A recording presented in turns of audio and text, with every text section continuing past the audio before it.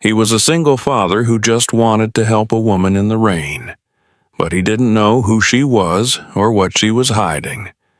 Their encounter changed everything.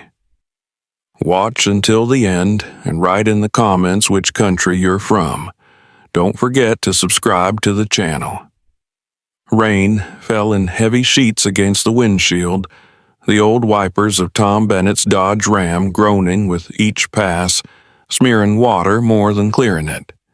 The sky over the Oregon hills had turned to cold steel, and the early morning light barely cut through the low-hanging clouds. He drove slowly, his hands firm on the wheel, calloused fingers twitching as he maneuvered around puddles and broken asphalt. The truck's heater rattled, doing little against the dampness that had crept into the cab. Tom didn't mind. He liked the solitude of the road, the honesty of hard weather. It gave him something solid to push against. His mind was already turning over the day ahead, pouring concrete, checking rebar placement, and making sure none of the new hires cut corners. The job site, like the town itself, was worn but stubborn. He appreciated that in a place. Nothing came easy in Milltown. Everything had to be earned. Up ahead, barely visible through the rain, a figure appeared at the side of the road. As the Dodge drew closer, Tom saw a woman standing under a battered bus stop sign, her thin coat soaked, a pair of hospital scrubs clinging to her legs. She wasn't trying to shield herself from the rain. Her arms were wrapped around a manila folder held tight to her chest. Her head was bowed, not in search of cover, but as if the sky itself had turned too heavy to look up at. Tom slowed, pulled to the side, and let the engine idle. For a moment, he just watched her. Her posture struck him, rigid but not defeated, worn down maybe, but not crumpled. There was something familiar in it, something that reminded him of old pine boards bent by age, but refusing to snap. He looked at the clock on the dash. 6:41 a.m. He needed to be on site in 20 minutes, but his foot hovered over the gas pedal, unwilling to press down. With a sigh, he reached across and rolled the passenger window down. The cold air rushed in with the sound of rain. "You need a ride?" he called out, voice gravelly with sleep and years of disuse. The woman turned slowly. Her face was tired, hair plastered to her cheeks. She didn't answer right away, just stared at him with eyes the color of old coffee. Dark, alert, and too familiar with disappointment. For a moment, he expected her to decline, but then she nodded once and stepped forward. Her steps were careful, as though her legs might give out if she moved too fast. She opened the door, climbed in, and shut it with a wet thunk. "Thanks," she murmured, her voice barely above the rain. Tom nodded but didn't speak. He turned the heat up and eased the truck back onto the road. They drove in silence. Her wet clothes smelled faintly of antiseptic and mildew. The heater made slow progress against the fog clinging to the windows. He glanced at her out of the corner of his eye. She was older than he'd first guessed, maybe mid-30s, but her exhaustion made her look older. Her knuckles were white around the folder she held, and her shoulders curled inward as if trying to disappear. "You a nurse?" he asked after a mile or so, nodding toward her scrubs. "Was," she replied simply. Tom didn't push. If she wanted to explain, she would. He respected that kind of silence. It had a weight he understood. Instead, he focused on the road, the engine's hum, the rain's rhythm. She didn't ask where they were going, and he didn't offer. A few blocks later, he slowed in front of the Blue Ridge Motel, a squat L-shaped building with faded siding and a flickering neon sign that buzzed even in daylight. It wasn't much, but it was shelter. "I'm just staying here for now," she said quietly. He pulled into the gravel lot and shifted into park. She opened the door and stepped out into the drizzle. Her baggy shoes splashed in a puddle. "Thank you," she said again, pausing by the open door. Tom nodded. "Take care." She closed the door gently and turned toward the office. He watched until she disappeared under the overhang, then drove off, windshield wipers back to their endless complaining. The rest of the day passed in a blur of cement, shouting over drills and double-checking blueprints, but she stayed in the back of his mind. Something about her stillness. The quiet way she sat, not asking, not explaining. He had a good sense for people. Decades on job sites taught him who was steady and who'd bail when things got rough. She was the steady kind. That night, after checking on Danny and reheating leftover chili, Tom settled into his recliner with a book he wouldn't finish. Rain still tapped against the windows. His thoughts wandered back to the woman. He realized he hadn't even asked her name. In the motel room, Kiara sat on the edge of a lumpy mattress. She peeled off her wet clothes and dried her hair with a scratchy towel. The heater in the wall clicked and coughed but gave no warmth. She opened her folder. Inside were printouts, emails, letters, HR reports, her nursing license, and the final termination notice. It still stung, the way they'd hidden behind bureaucracy and vague terms like misalignment with institutional values. She had spoken up. That was her sin.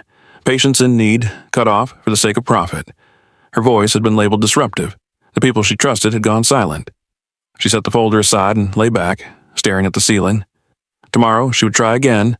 Another clinic, another low-paying job, another chance at being useful, anything to avoid fading into irrelevance.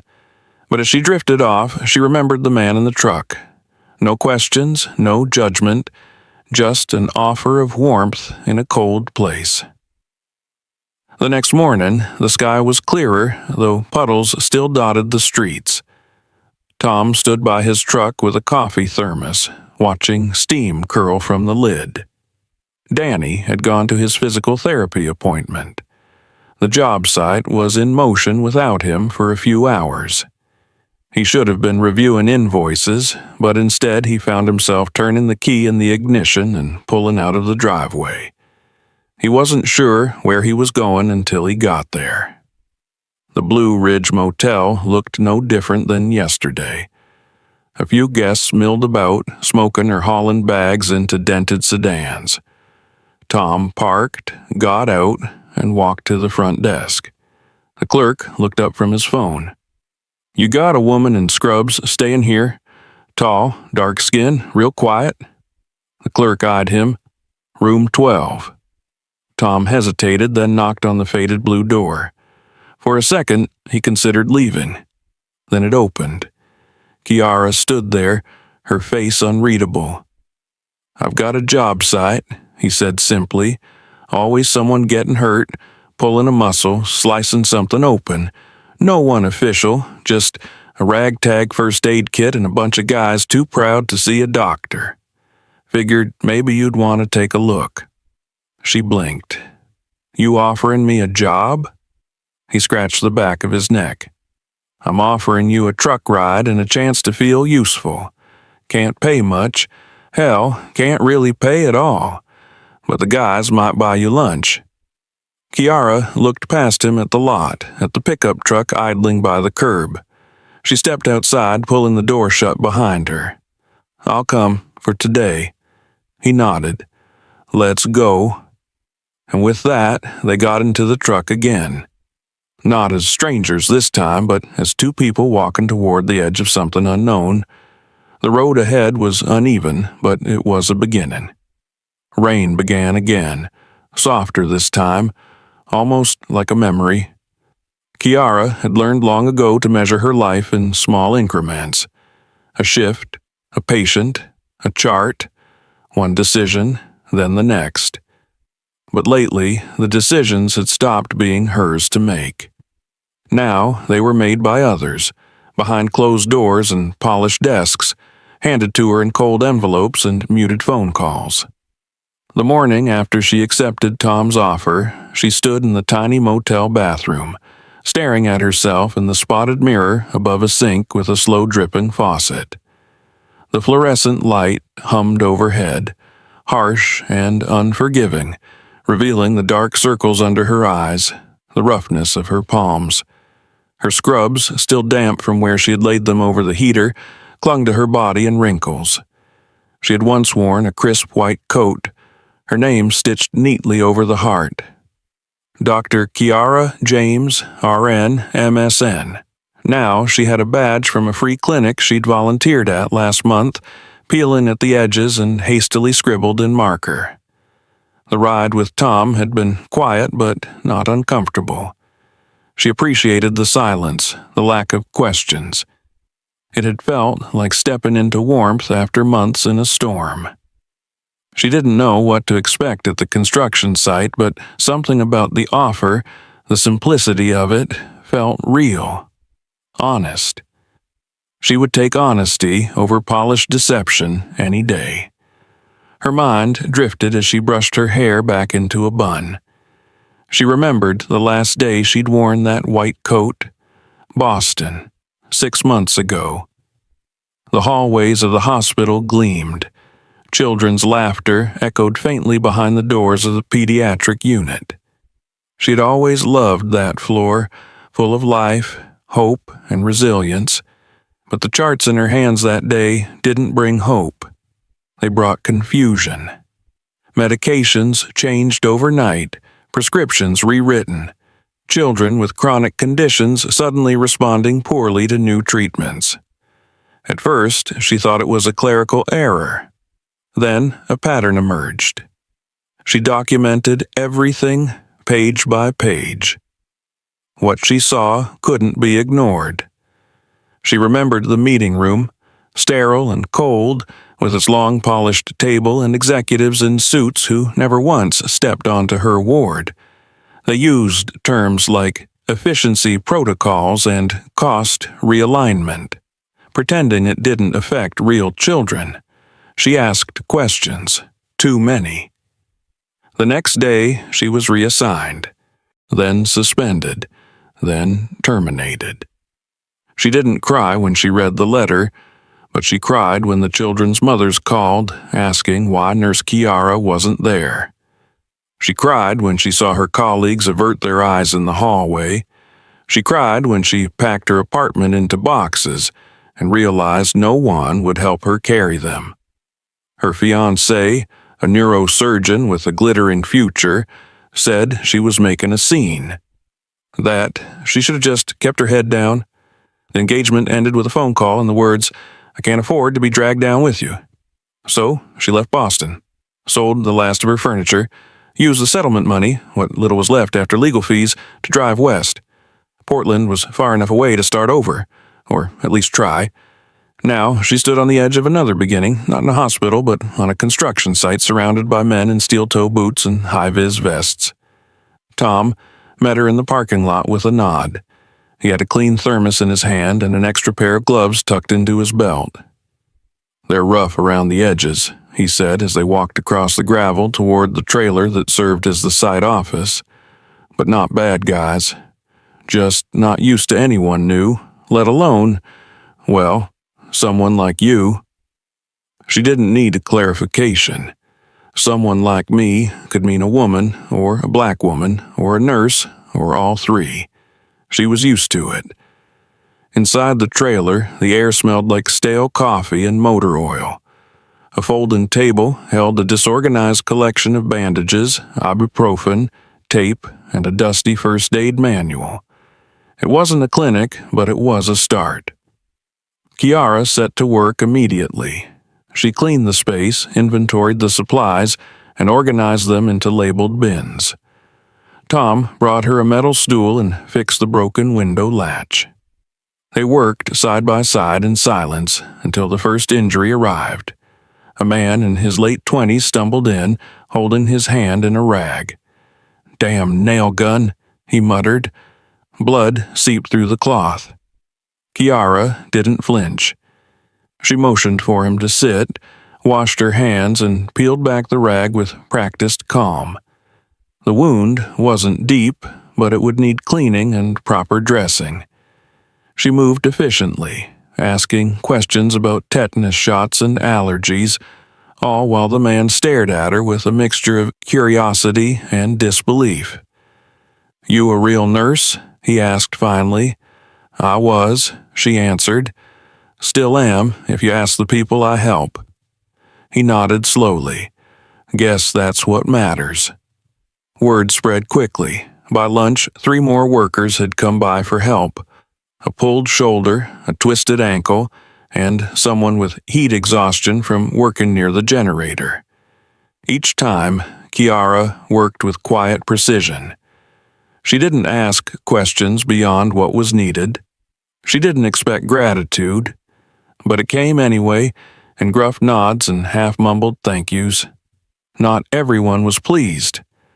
One of the younger guys, all muscle and attitude, muttered something under his breath about charity cases and affirmative action nurses. Kiara didn't respond, but Tom did. Not with words, but by standing next to her and handing her the gauze she needed, making it clear where he stood. Later, while cleaning up, Kiara found herself alone in the trailer. She sat on the stool and looked around at the shelves she'd organized. It was the smallest medical space she'd ever worked in, but it felt more meaningful than any corner office or hospital suite. She was needed here, not tolerated, not managed. Needed. That evening, Tom invited her to join him and Danny for dinner. She hesitated, but hunger and exhaustion won. The house was modest, clean, filled with the scent of something slow-cooked and savory. Danny greeted her with a wide grin and an outstretched hand. "About time someone showed my brother how to run a real operation," he said. Kiara laughed genuinely. The table was cluttered with tools, drawings, and leftover takeout containers. Tom apologized, but she waved it off. "This feels like life," she said softly. "Not decor, life." After dinner, they sat in the small living room.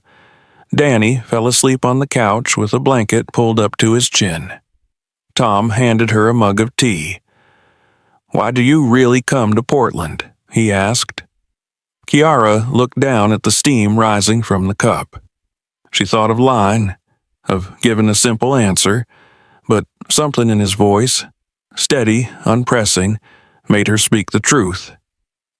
"I tried to fix something, and they broke me for it." Tom didn't ask what. He didn't need to. Instead, he said, "Well, seems like you're putting things back together." She smiled. "Trying." They sat there in silence. 2 people with different wounds but similar scars, the rain tapping gently on the windows once more. Outside, the world moved on, unaware that in a small town in a smaller trailer, someone who had been cast aside was starting to find her place again. And maybe, just maybe, Tom thought, so was he. The air smelled of wet concrete and wood dust, of steel and sun, and something else beneath it. Something raw, like mistrust hanging thick between the planks. Kiara stepped out of Tom's truck just past 6 the next morning, her bag slung over her shoulder and her posture already braced for the day. She wore a clean set of navy scrubs and sturdy shoes, but no one at the construction site looked at her uniform. They looked at her face, at her skin, and then looked away. Tom had warned her it would be like this. "They're good guys once they trust you," he had said the night before, over cold leftovers and warm silence. She didn't expect warmth. She didn't need it. She needed purpose, and for now this was the only place that offered her that without first asking her to apologize for existing. The men on the site moved around her like she was part of the scaffolding, seen but not spoken to. A few nodded. Most didn't. She walked past them, chin high, until she reached the trailer. Inside, The small space she had organized the previous day still held its order. Bandages lined up neatly in labeled boxes. Painkillers stacked in measured rows.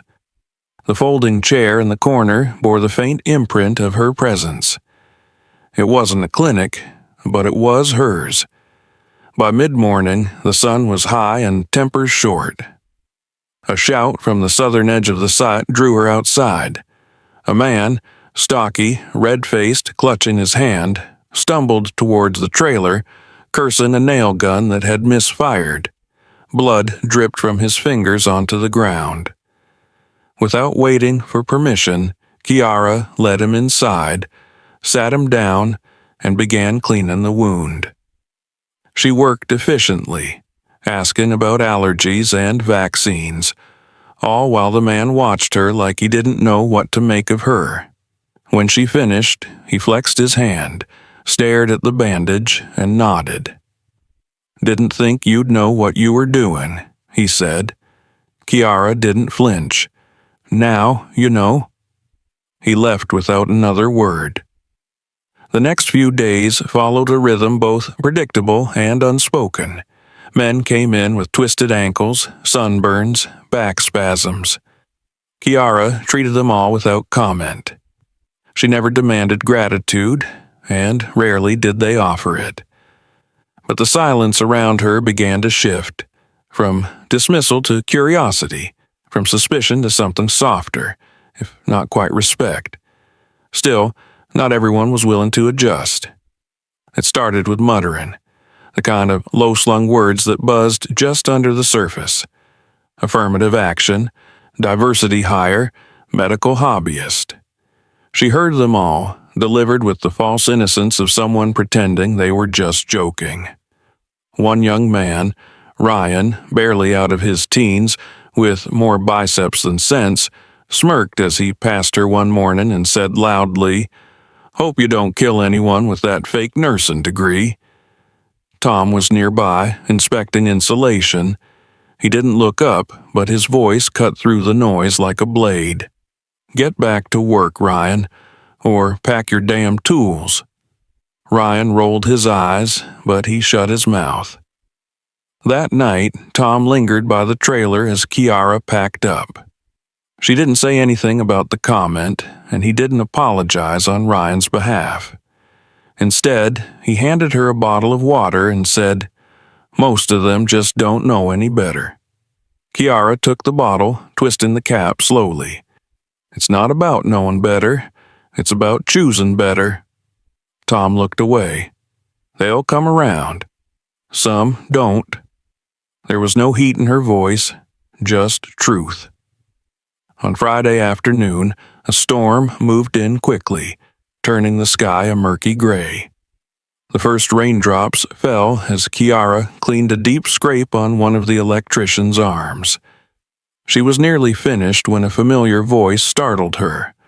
"Whoa," Danny said, standing in the doorway with his walker and a grin that took up half his face. "This place looks more legit than the ER I went to last year." Kiara smiled despite herself. "If you're here for attention, I'm all out of lollipops." Danny cackled and leaned against the doorframe. "Nah, just here to make sure my brother hasn't turned this site into a death trap." Tom appeared behind him with an umbrella. "He snuck out of the truck while I was on the phone." "I roll with purpose," Danny said, then turned to Kiara. "You're a good one.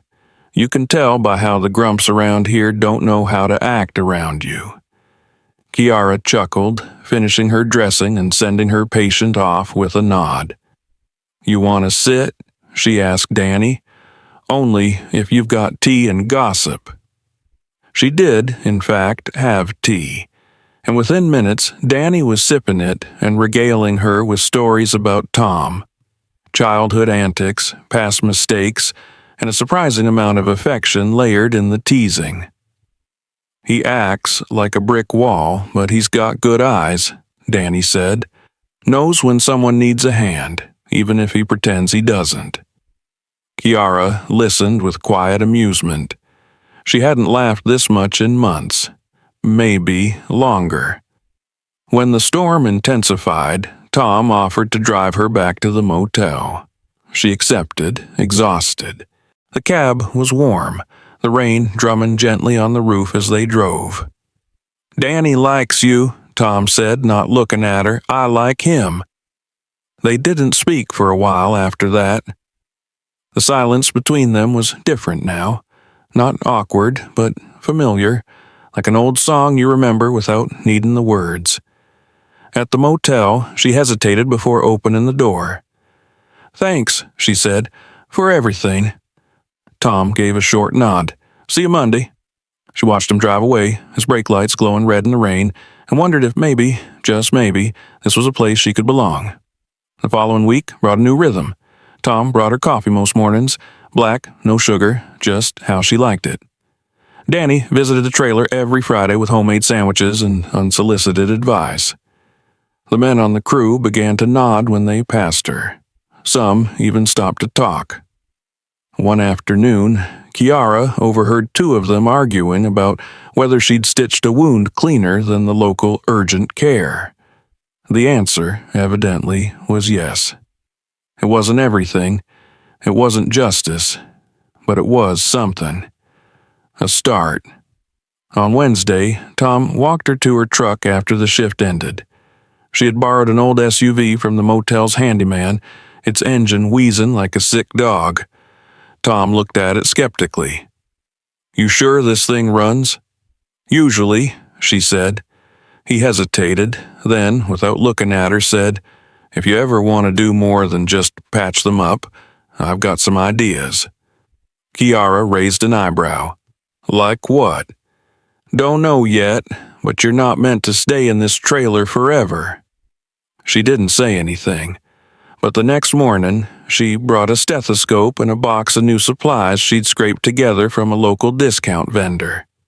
That Friday, Ryan, who had once muttered under his breath, walked in with a swollen ankle and didn't make eye contact. Kiara examined the joint, wrapped it, and gave him ice. As he limped to the door, he mumbled, "Thanks?" She just nodded. Later, she added a note to her ledger. 3rd week, still standing. By the end of the month, the trailer had a name. Painted by Danny in crooked letters, Field Medic, authorized by boss's orders. Kiara laughed when she saw it, but left it up. Sometimes healing started with the smallest acknowledgments. A nod, a sandwich, a name on a trailer. She was still a stranger here, but no longer among strangers. And that, in its own quiet way, was enough. By the time April leaned into its second half, the site had begun to breathe with something close to rhythm. The days felt less jagged, the pauses less strained. Even the rain, that ever-present veil over Portland's mornings, had softened into a familiar backdrop, more companion than nuisance. For Kiara, the trailer had become more than a workspace.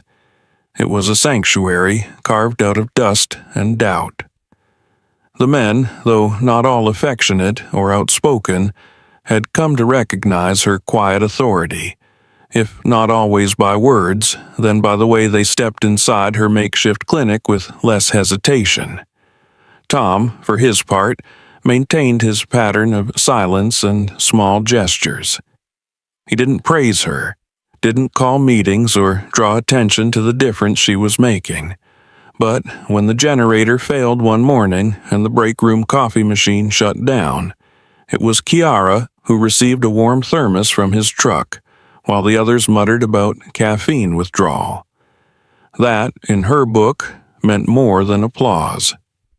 The change was gradual but undeniable, and it was exactly that slow progress, that barely formed sense of stability, that made what followed hit so hard. It began on a Thursday, just after lunch, when a white SUV rolled onto the lot.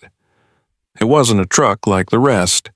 It had tinted windows, spotless paint, and government plates. The site manager, A lanky man with a clipboard glued to his hand and a permanent twitch in his eye came sprinting toward the trailer like a man trying to put out a fire with bare hands. "You need to get out of here," he hissed as he ducked inside, looking at Kiara like she'd brought a bomb in her pocket. "Now." She stood from her stool, confused. "Excuse me?" "Corporate's here. Someone must have tipped them off. They're inspecting. Medical presence isn't authorized. This is a liability issue." Tom appeared in the doorway a moment later, his jaw already tight. He glanced at Kiara, then at the manager. "She's staying." "You can't say that," the manager snapped.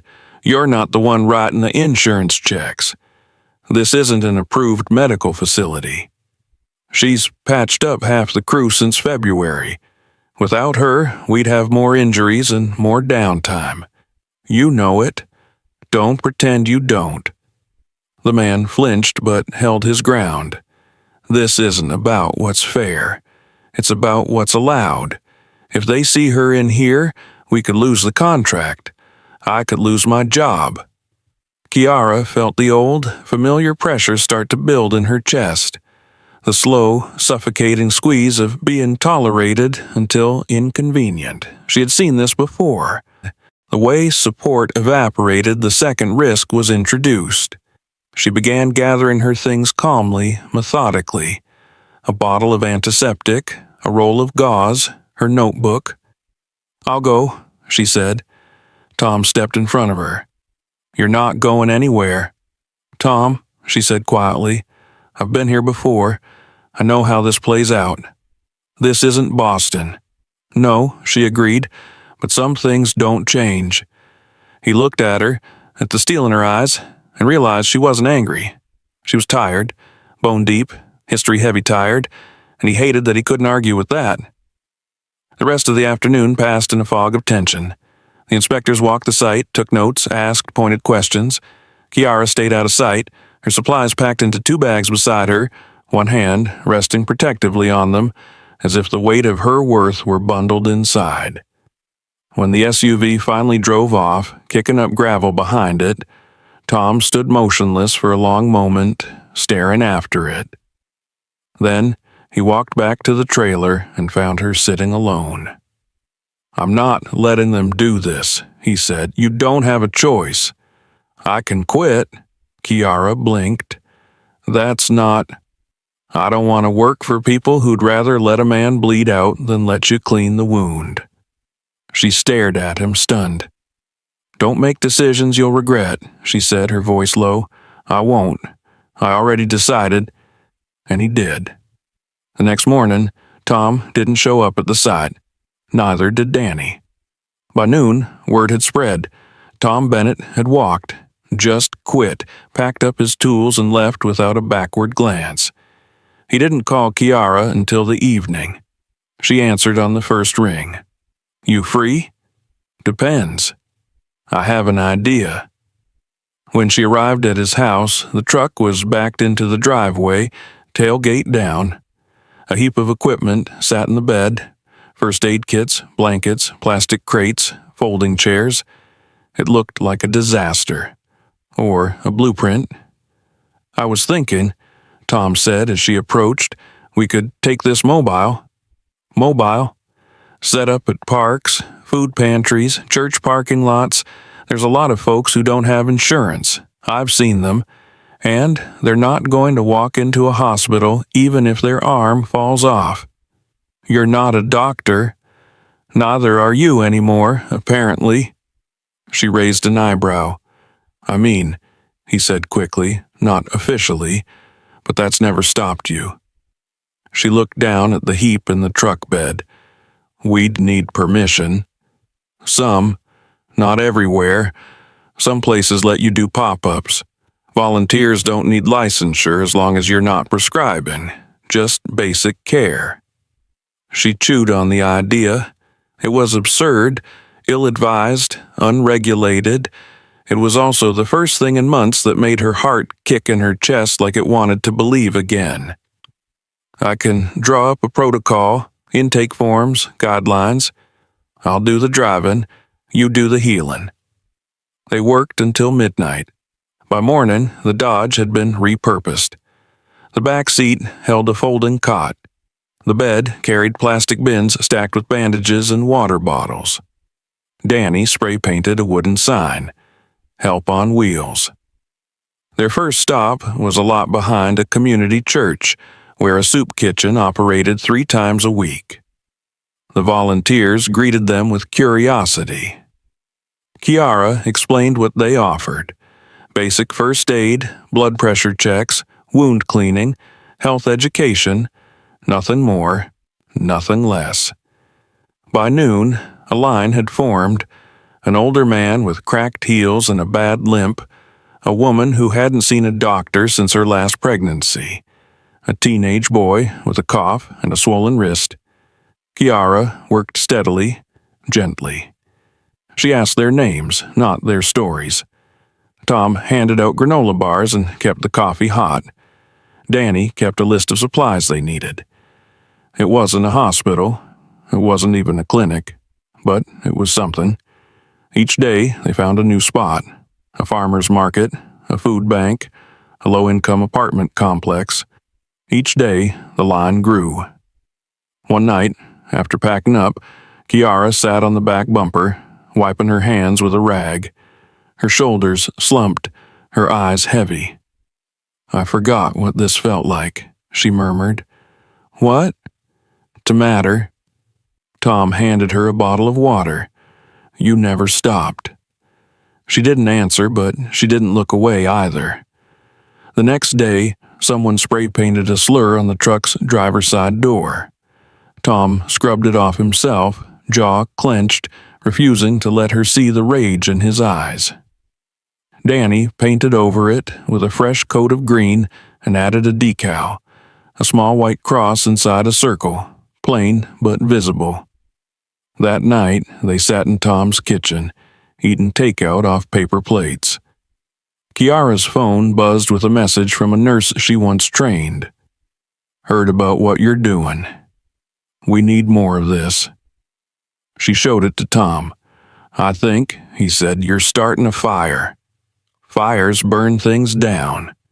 They also keep people warm." They didn't speak again for a while, just sat there, listening to the quiet. It was still early. They had a long road ahead, but for the first time in a long time, Kiara didn't feel like she was waiting for someone to open and this time, no one could shut it.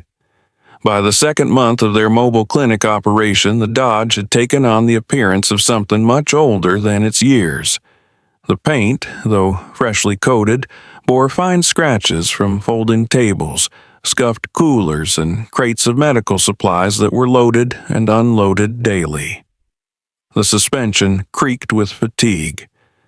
Inside, the cab smelled of hand sanitizer, motor oil, and the faintest trace of lemon balm from the disinfectant wipes Kiara insisted on using. It was no longer just a vehicle. It was a moving lifeline. They had fallen into a pattern. Every Sunday night, Kiara spread out a city map on Tom's workbench.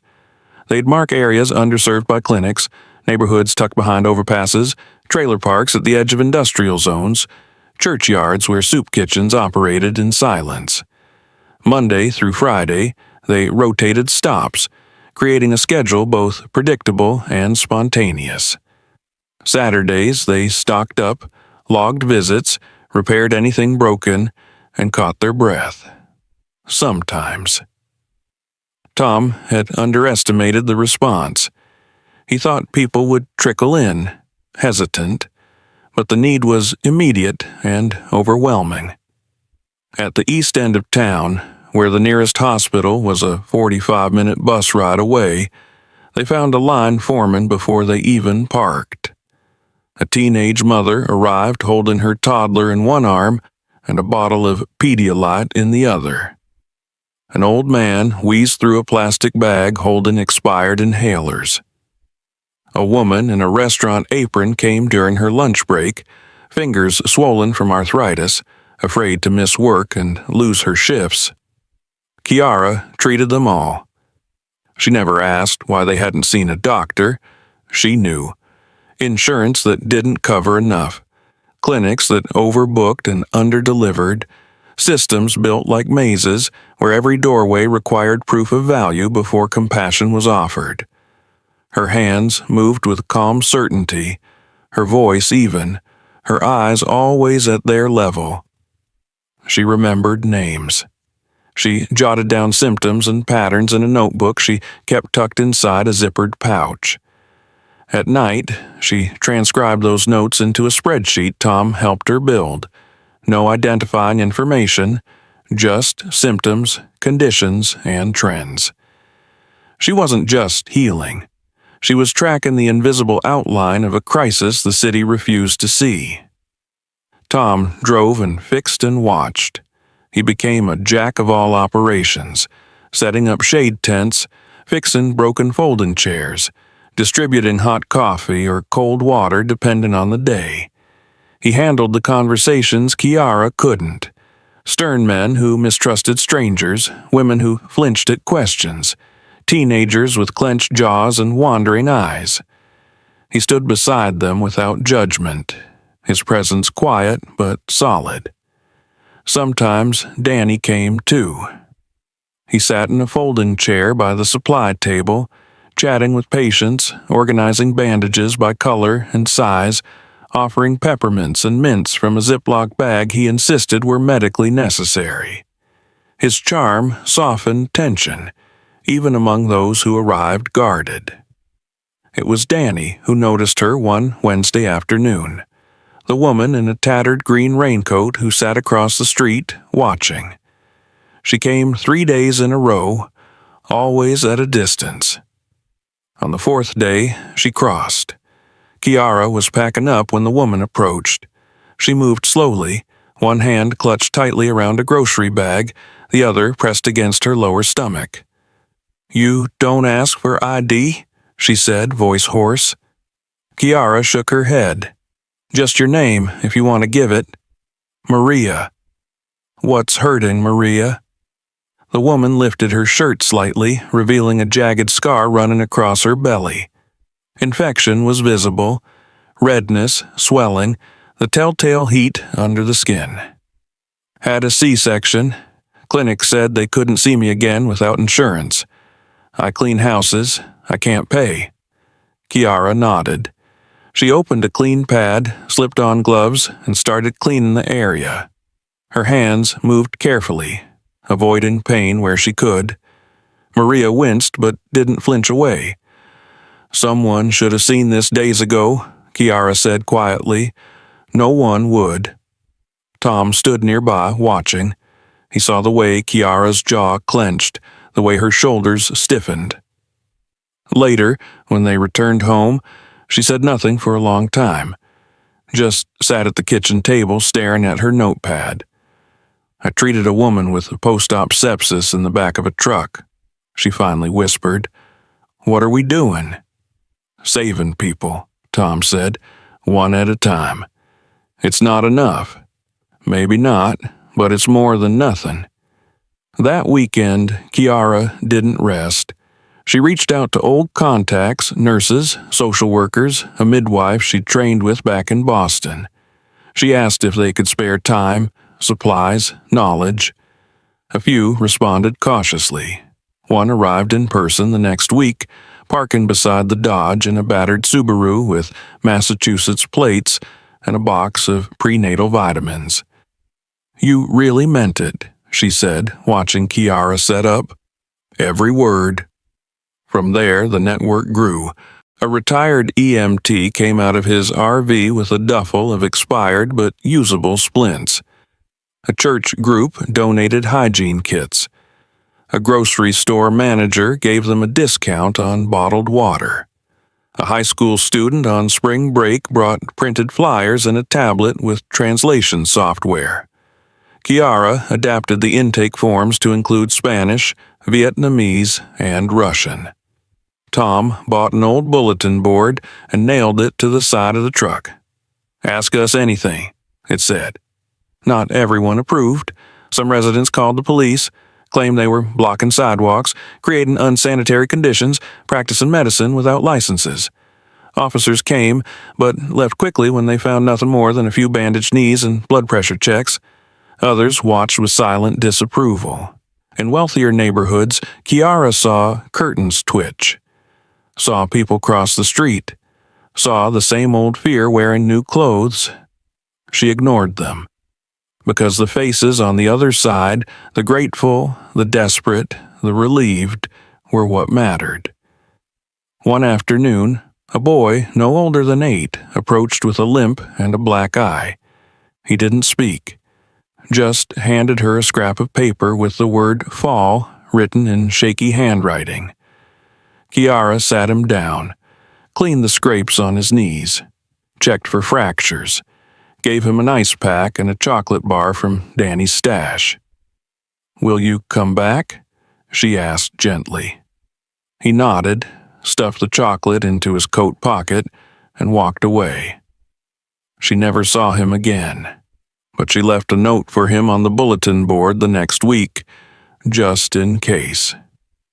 As spring deepened, flowers bloomed in abandoned lots, grass pushed through cracks in concrete, and the line at the mobile clinic never got shorter.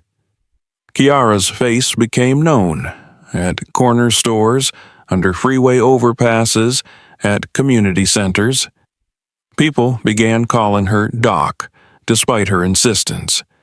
She stopped correcting them. Tom built a small wooden cabinet with compartments for the most used supplies. He added handles so it could be carried into buildings when needed. Danny named it the medicine chest and painted a white heart on the lid. One evening, after packing up, Kiara sat beside Tom in the bed of the truck. The sun was setting behind the trees, casting a golden haze over the park. "You know what scares me?" she said. "Everything?" he offered. She smiled faintly. "That this will stop, that someone will shut it down, that it'll be taken away." He looked at her for a long moment. "Then we'll build it again," he said. "Somewhere else, however many times it takes." The wind shifted, lifting her hair gently. She looked away, blinking hard. "And if I fall apart, I'll hold you together." It wasn't a declaration. It wasn't romantic. It was a promise. The kind people like Tom only made when they meant to keep it. By the end of May, the city had taken notice. A small column appeared in the local newspaper. Grassroots medical effort helping hundreds. No names, just quotes from patients. A photo of the Dodge, Kiara's back turned, hand on a woman's shoulder. When she saw it, she stared at it for a long time. Tom came up behind her, holding a mug of coffee. "You hate it?" "No," she said quietly. I forgot what this felt like." "What?" "To be seen for doing the right thing, instead of punished for it." He didn't answer. He just sat beside her, and together they watched the sunset behind the roof of the garage, where their map of stops was pinned with pushpins and hope. The work wasn't over, but they had a name now, and that meant the world was watching, even if only a little. The morning started like any other, with Kiara wiping down surfaces in the back of the Dodge and Tom hauling folding chairs from the shed behind his garage. The air was thick with the smell of dew and exhaust, the kind of spring morning Portland was known for, bright but never truly warm. Birds chirped overhead, and somewhere nearby a dog barked in excited protest to the mailman's arrival. Danny sat on the porch with a mug of orange juice, watching them like a self-appointed foreman. He wore a hoodie that read, "I supervise," a gift from Kiara that he wore religiously every Saturday. Tom was midway through lifting a crate of medical supplies into the truck when he paused, hand resting on the tailgate. Kiara looked up, sensing the stillness in his posture. "What?" she asked. He didn't answer right away, just stared into the open bed of the truck, eyes narrowed. "I've been thinking," he finally said. She arched an eyebrow. "Always dangerous." He gave her a sideways glance, the corner of his mouth twitching. "What if we built something permanent?" Kiara straightened. "Like a clinic. Not a full-scale one, not yet, but a fixed place, a structure, something more than 4 tires and hope." She considered the idea.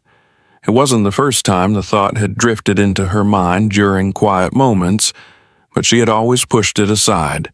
There was safety in being mobile. Less red tape, fewer inspections, no leases or overhead to trap them.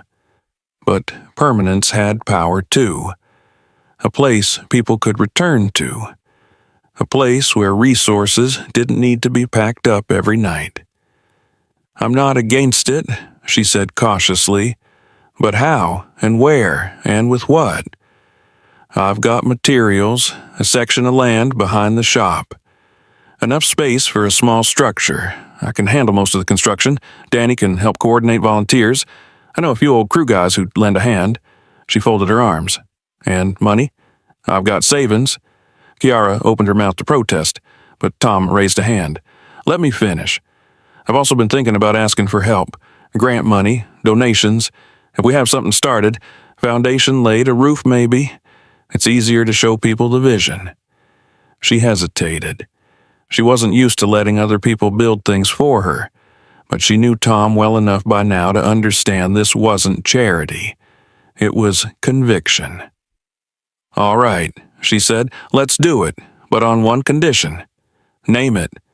"We don't stop the mobile clinic, not even one day." Tom nodded without hesitation. Never planned to. Over the next week, their world took on a dual rhythm. Mornings and afternoons spent on the road treating patients, and evenings back at Tom's lot, marking out foundations and unloading lumber. Volunteers trickled in, construction workers from Tom's old jobs, neighbors who had heard about what they were doing, a high school shop teacher who offered tools and weekend labor.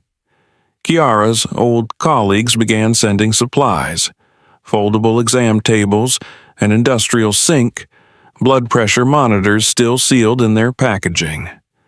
By the second weekend, a frame had been raised. That Saturday, as they were securing the last beam before sundown, a car pulled into the driveway. It was an unfamiliar model, sleek and low to the ground. The engine cut off, and from it stepped a man in a suit too expensive for the neighborhood. Kiara stiffened before she even saw his face. The man walked with the confidence of someone who had never been told no. His eyes scanned the yard, the truck, the volunteers. He stopped a few feet from Kiara and smiled a practiced smile. "Kiara James," he said. "I've been looking for you." Tom moved instinctively, placing himself a half-step closer to her. "Dr. Whitaker," Kiara said, her voice cool. "You remember," he said, as if she should have greeted him with gratitude. "I remember you chaired the review board that recommended my termination." Whitaker's smile tightened. "I came to apologize." That surprised her. He didn't look like a man prone to regret. She didn't speak, so he continued. "The board was pressured. Politics, budget. I disagreed with how it was handled, but I didn't fight it hard enough. I've been following your work. The mobile clinic, the data you've been quietly collecting. The city council's taken notice." Kiara said nothing. Tom remained a silent presence beside her. "You've got real traction here," Whitaker said. "Public support. If you were willing to bring this under the hospital's umbrella, we could provide infrastructure, protection, funding." "And control," Kiara said flatly. "Structure," he corrected. "We're not the enemy, Kiara. Let us help you scale this, make it something bigger." She crossed her arms. "The last time I let someone help me scale my work, they buried it."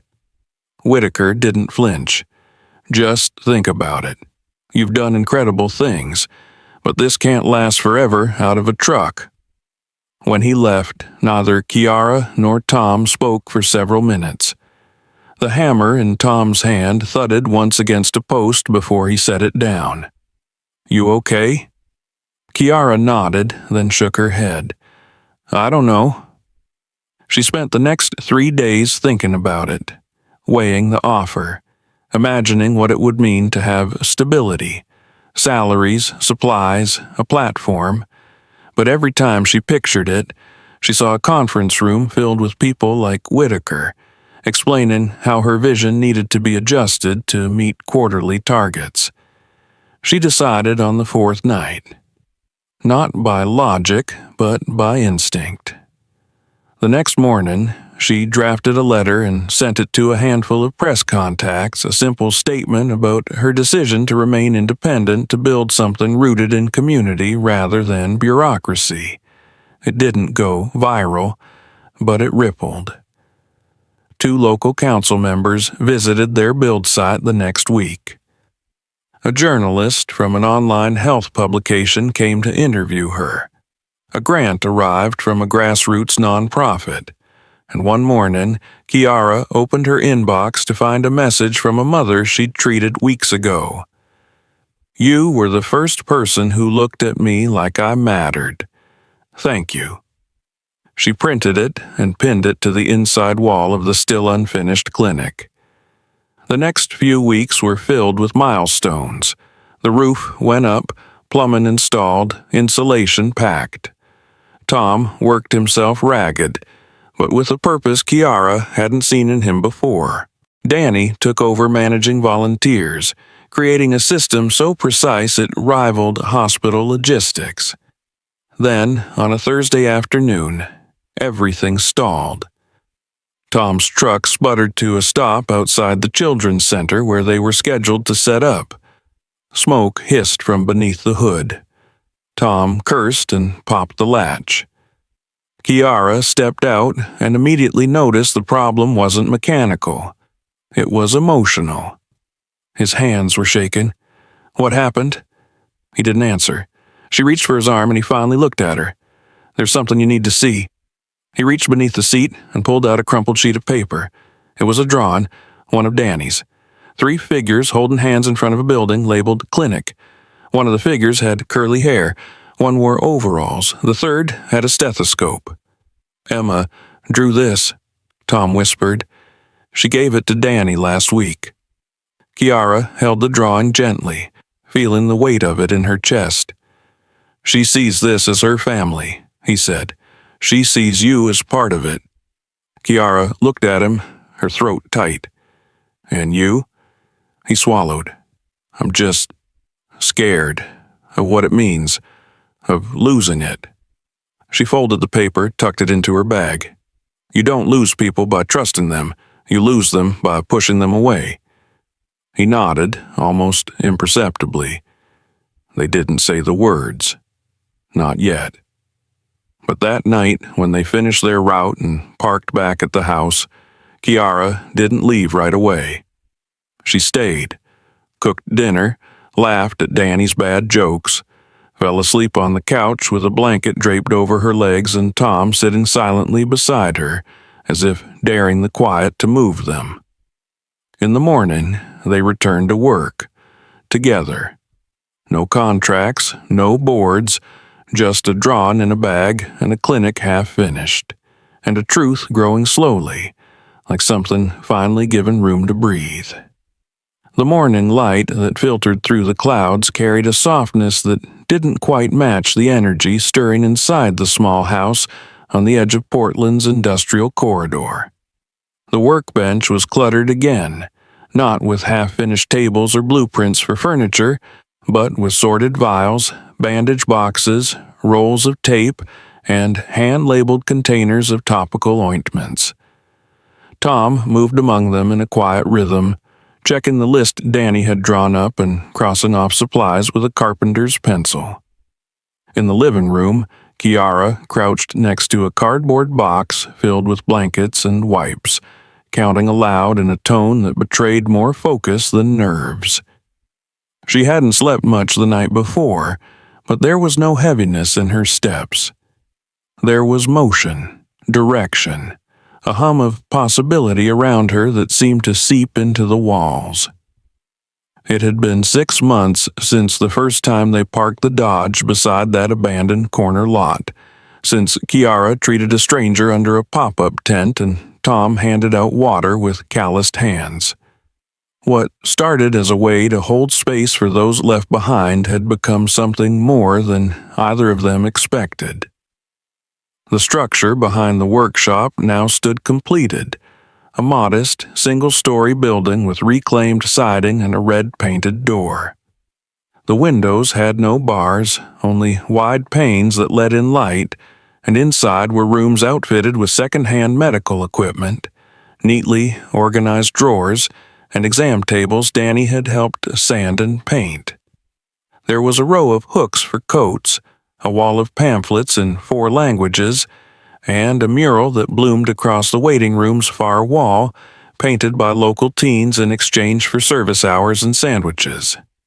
This was their clinic, their foundation. It wasn't sleek or large, but it was real. The grand opening, if it could be called that, was scheduled for the afternoon.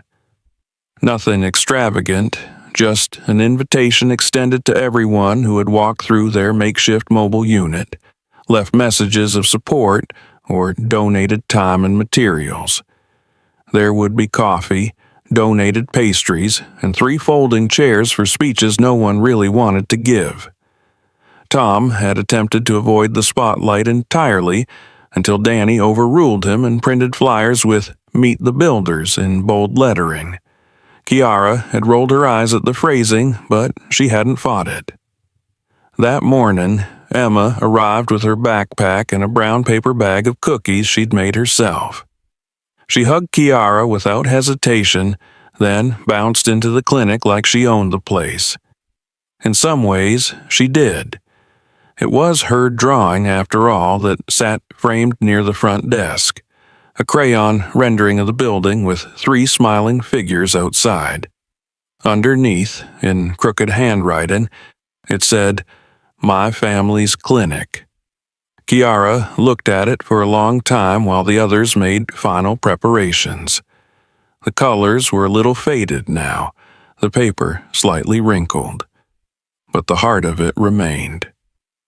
She didn't notice Tom step beside her until she heard his voice.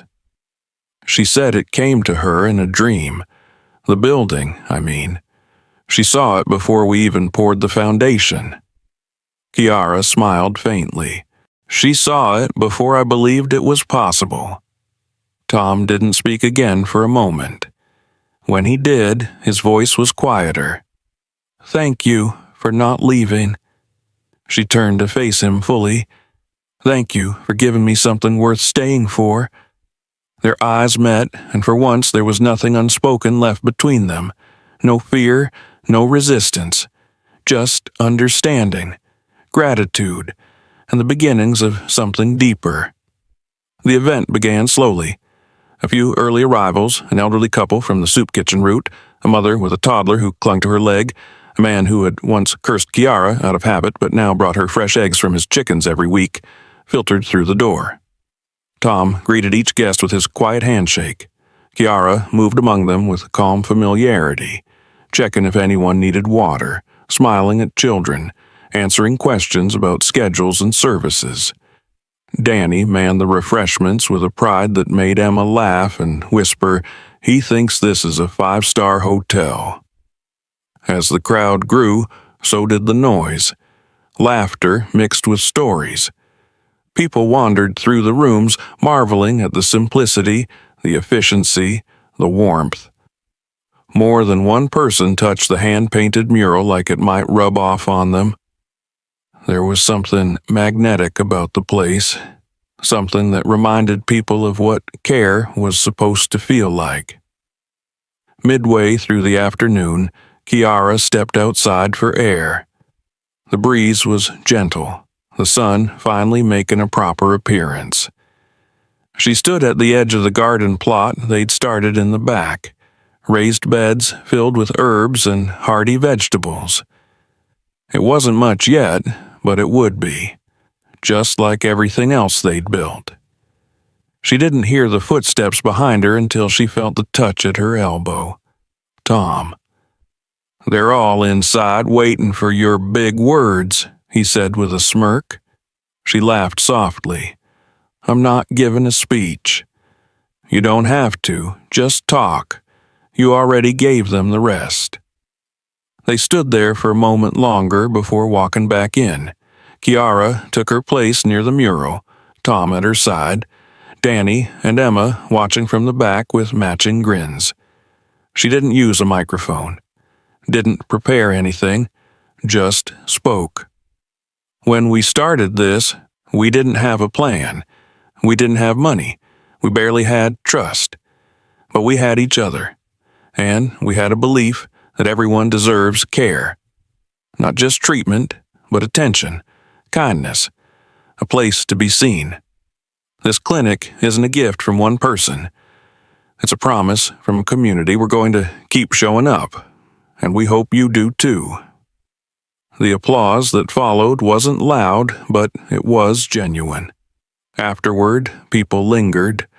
The sun began to sink. Volunteers stacked chairs and collected paper cups. Emma curled up on the exam table in the corner room, fast asleep with her backpack as a pillow. Danny dozed in his wheelchair under the mural. Tom and Kiara stood in the doorway, side by side, watching the last few guests leave. She felt his hand brush against hers. She didn't move away. Later, back at the house, Tom brought out a small wooden box wrapped in simple twine. He handed it to her without a word. She opened it to find a pendant, an old wedding ring of his repurposed, shaped into a circle and set on a leather cord. "I don't want to erase the past," he said quietly, "but I'd like to build something new." Kiara closed the box slowly. "I'd like that too." In the months that followed, the clinic flourished. The mobile unit continued its rounds, now staffed on some days by volunteers and student nurses. Kiara split her time between the field and the building, never forgetting her roots in motion. Tom expanded the workshop, carving space for furniture and medicine to coexist. Danny organized monthly health fairs. Emma painted a new mural in the front hallway, this one depicting a city filled with trees and people and tiny clinics dotting every corner. When the Boston hospital sent another letter, an offer to bring Kiara back with a title, a salary, and an apology, she opened it with Tom beside her, read it once, then folded it carefully and slid it into a drawer. "My heart's here," she said simply, and he nodded. A year to the day from when he first saw her standing in the rain, they stood together in front of the clinic under a light drizzle. The Dodge was parked nearby, still functional, still faithful. Children ran in the garden behind them. Someone had written a message in sidewalk chalk. "Thank you for seeing us." Tom looked down at her, and she at him. "This wasn't in the blueprint," he murmured. "Most things worth building aren't," she answered. And when they turned toward the door and stepped inside, the rain faded into something softer, almost like sunlight. Behind them, 3 pairs of boots stood drying on the welcome mat, different sizes but equally muddy. A sign above the door read, "Healing happens here." It had taken time. It had taken trust, but they had built a home. If this story moved you, don't forget to subscribe for more. Check out our next videos for more powerful stories, and share this one with someone who needs to see it. Thanks for watching.